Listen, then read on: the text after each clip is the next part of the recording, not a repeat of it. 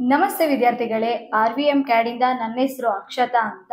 ಇವತ್ತಿನ ವಿಷಯ ಬಂದು ಆಟೋ ಕ್ಯಾಡ್ ಅಂದ್ರೇನು, ಆಟೋ ಕ್ಯಾಡ್ ನಮ್ಮ ವೃತ್ತಿಯಲ್ಲಿ ಹೇಗೆ ಸಹಾಯ ಮಾಡುತ್ತದೆ ಅಂತ ನಾವೀಗ ನೋಡೋಣ. ಅದಕ್ಕಿಂತ ಮುಂಚೆ ನಾವೀಗ RVM CAD ಬಗ್ಗೆ ತಿಳ್ಕೊಳ್ಳೋಣ.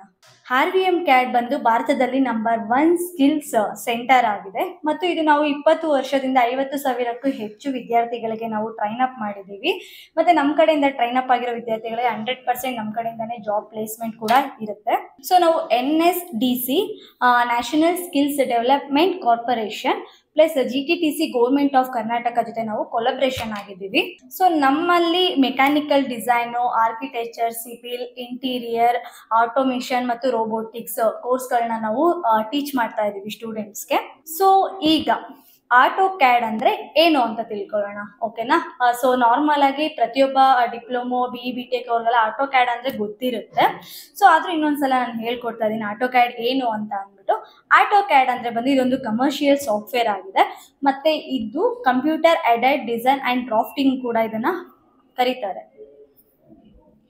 ಸೊ ನೆಕ್ಸ್ಟ್ ಆಟೋ ಕ್ಯಾಡಿಂದ ಯಾರ್ಯಾರೆಲ್ಲ ಇದು ಯೂಸ್ ಆಗುತ್ತೆ ಅಂತ ನೋಡೋಣ.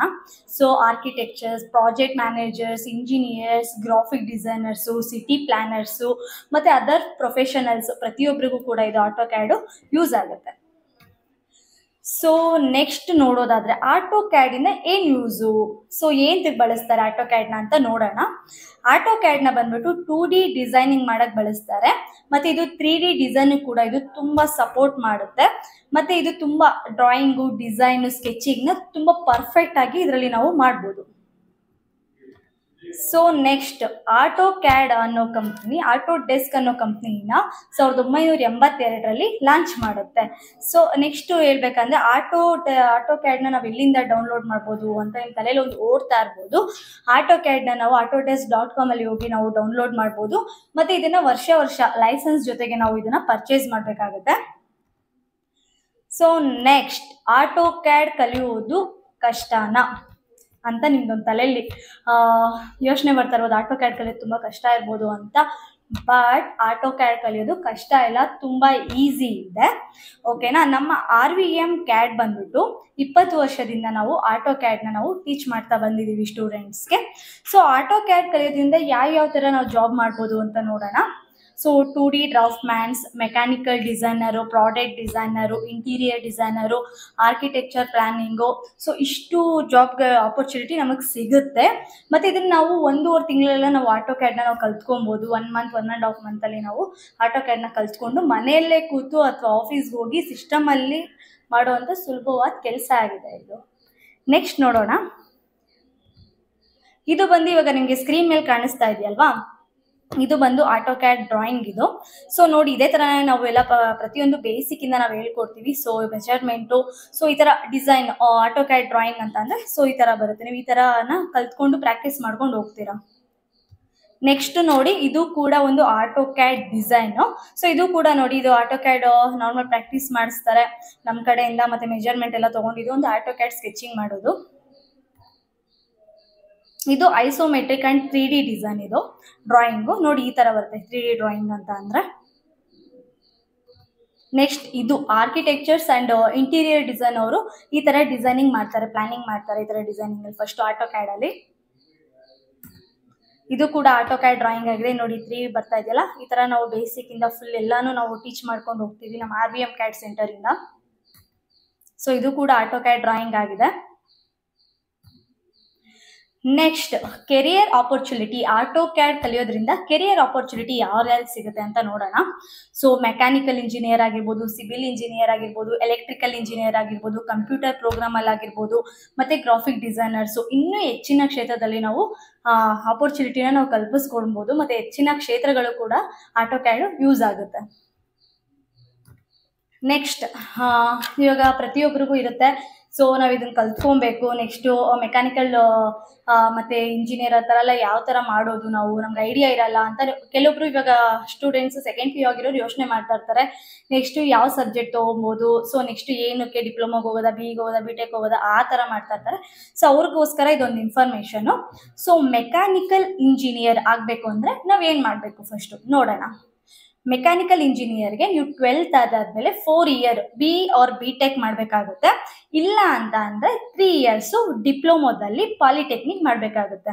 ಸೊ ಇದರಲ್ಲೂ ಕೂಡ ಆಟೋ ಕ್ಯಾಡ್ ತುಂಬ ಯೂಸ್ ಆಗುತ್ತೆ. ಇದನ್ನ ನಾರ್ಮಲ್ ಡಿಸೈನ್ ಡ್ರಾಫ್ಟಿಂಗು ಕೂಡ ಇದರಲ್ಲಿ ನಾವು ಸ್ಕೆಚಿಂಗ್ ಕೂಡ ನಾವು ಆಟೋ ಕ್ಯಾಡ್ನ ಇದರಲ್ಲಿ ನಾವು ಬಳಸ್ತೀವಿ ಮೆಕ್ಯಾನಿಕಲ್ ಇಂಜಿನಿಯರಲ್ಲಿ. ಸ್ಯಾಲ್ರಿ ನೋಡೋಣ. ಆಟೋ ಕ್ಯಾಡ್ ಕಲ್ತ್ಕೊಂಡು ಸೊ ಮೆಕ್ಯಾನಿಕಲ್ ಇಂಜಿನಿಯರ್ಸ್ಗೆ ಕ್ಯಾಡ್ ಡಿಸೈನ್ಗಳು ಕೊಡ್ತೇನೆ ಇರೋದು ಕರ್ನಾಟಕದಲ್ಲಿ. ಅದಕ್ಕೋಸ್ಕರ ಕ್ಯಾಡ್ ಡಿಸೈನ್ ಇದೆಲ್ಲದಕ್ಕೂ ಯೂಸ್ ಆಗುತ್ತೆ ಮೆಕ್ಯಾನಿಕಲ್ ಇಂಜಿನಿಯರ್ಗೆ ಮೇನು. ಸೊ ಇದರಲ್ಲಿ ಇಷ್ಟ ಆಗುತ್ತೆ. ನೆಕ್ಸ್ಟ್ ಸ್ಯಾಲ್ರಿ ನೋಡೋಣ. ಸ್ಕ್ರೀನ್ ಮೇಲೆ ಕಾಣ್ತಾ ಇದೆ ನಿಮಗೆ. ಸ್ಯಾಲ್ರಿ ಬಂದು ಫ್ರೆಷರ್ಸ್ಗೆ 1 lakh ಇಂದ 3.5 lakh ಪರ್ ಆ್ಯನಮ್ ಸಿಗುತ್ತೆ. ಓಕೆನಾ. ಎಕ್ಸ್ಪೀರಿಯನ್ಸ್ ಇರೋರಿಗೆ 3 lakh ಇಂದ 7.5 lakh ಸಿಗುತ್ತೆ ಪರ್ ಆ್ಯನಮ್ ಮೆಕ್ಯಾನಿಕಲ್ ಡಿಸೈನರ್ ಇಂಜಿನಿಯರ್ಗೆ. ಓಕೆನಾ. ಇದು ನೋಡ್ಕೊಳ್ಳಿ. Next civil design engineer. So civil engineer ಯಾವ ಥರ ಆಗೋದು ಅಂತ ನಾನು ಇವಾಗ ಹೇಳ್ತೀನಿ. ಸೊ 2 ಇಯರ್ ನೀವು 12th ಆದಮೇಲೆ ಸೊ ನೀವು 4 year B or B tech ಮಾಡ್ಬೋದು. ಇಲ್ಲ ಅಂತಂದರೆ ನೀವು 3 ಇಯರ್ ಡಿಪ್ಲೊಮೋದಲ್ಲಿ ಪಾಲಿಟೆಕ್ನಿಕ್ ಮಾಡ್ಬೇಕಾಗುತ್ತೆ. ನೆಕ್ಸ್ಟ್ ಬಂದುಬಿಟ್ಟು ಆಟೋ ಕ್ಯಾಡು ಸಿವಿಲ್ ಡಿಸೈನಲ್ಲಿ ಏನಕ್ಕೆ ಯೂಸ್ ಆಗುತ್ತೆ ಅಂದರೆ 2D ಮತ್ತು 3D ಡಿಸೈನ್ ಮಾಡೋಕ್ಕೆ ಇದನ್ನು ಯೂಸ್ ಮಾಡ್ತಾರೆ. ನೆಕ್ಸ್ಟ್ ನೋಡಿದರೆ ಸಿವಿಲ್ ಇಂಜಿನಿಯರಲ್ಲಿ ಸ್ಯಾಲ್ರಿ ನೋಡೋಣ. ಸೊ ಫ್ರೆಷರ್ಸಿಗೆ ಬಂದು 1.15 lakh ಇರುತ್ತೆ ಪರ್ ಆ್ಯನಮ್ಮು, ಮತ್ತು 2.9 lakh ವರೆಗೂ ಇರುತ್ತೆ. ಸೊ ಫ್ರೆಷರ್ಸ್ಗೆ ಎಕ್ಸ್ಪೀರಿಯನ್ಸ್ ಇರೋರಿಗೆ 3 lakh ಇಂದ ಸೊ ನಿಮಗೆ 20.9 lakh ವರೆಗೂ ಇರುತ್ತೆ ಪರ್ ಆ್ಯನಮ್ಮು. ಓಕೆನಾ. ನೆಕ್ಸ್ಟ್ ನಾವು ನೋಡೋದಾದರೆ electrical engineers. Okay. Electrical engineers ಆಗಬೇಕು ಅಂದರೂ ಕೂಡ ನೀವು 12th ಆದಮೇಲೆ 4 year B or B tech ಮಾಡಬೇಕು. ಇಲ್ಲ ಅಂತ ಅಂದರೆ ನೀವು ಡಿಪ್ಲೊಮೋದಲ್ಲಿ 3 years so electrical diploma polytechnic ಮಾಡಬೇಕಾಗುತ್ತೆ.